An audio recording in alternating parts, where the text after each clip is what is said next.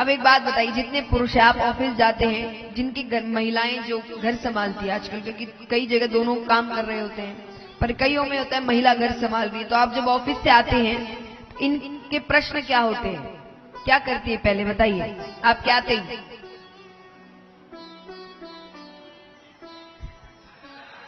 वो तो लेट जाओगे तब ना, जब समय पे गए हैं तब। मान लीजिए समय पे ही गए हैं, आप घर पहुंचे, तो अब क्या करेंगी वो? पानी लिया और फिर पानी पिला दिया, चाय पिला दिया। अब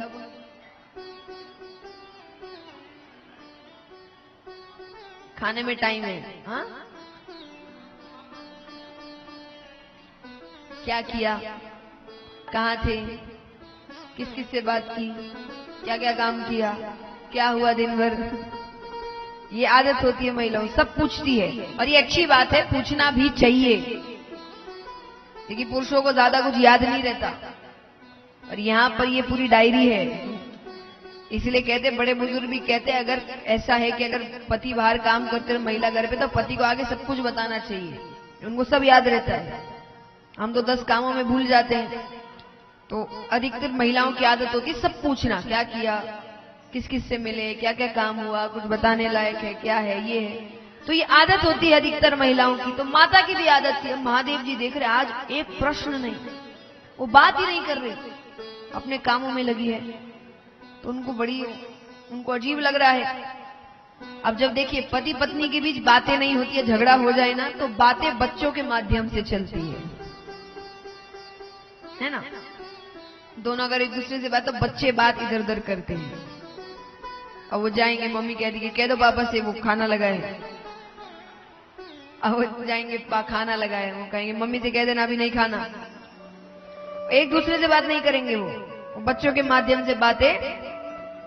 तो यहाँ पूर्ण रूप से झगड़ा तो नहीं हुआ है, लेकिन बात नहीं हो रही है। तो महादेव जी ने सोचा बच्चों के माध्यम से ही बात शुरू करते हैं। महादेव जी ने कहा अरे गणेश कार्तिक कहाँ हैं? माता ने कहा गए होंगे कहीं, दिन भर अपने पास बिठा के रखो। देखिए एक बात मैं पुरुषों से कहूंगी,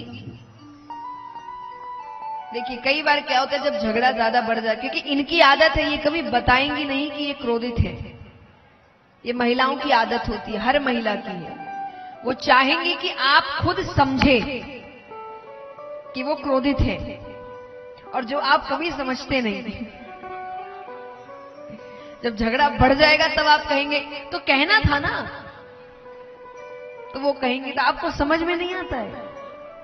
तो मैं आपको थोड़ा हेल्प कर दूं, जब भी आपके प्रश्नों के उल्टे जवाब मिलने लगे, माने कोई ना कोई गड़बड़ है, पारा थोड़ा, तो सब समझ जाना कोई ना कोई गलती करी है आपने।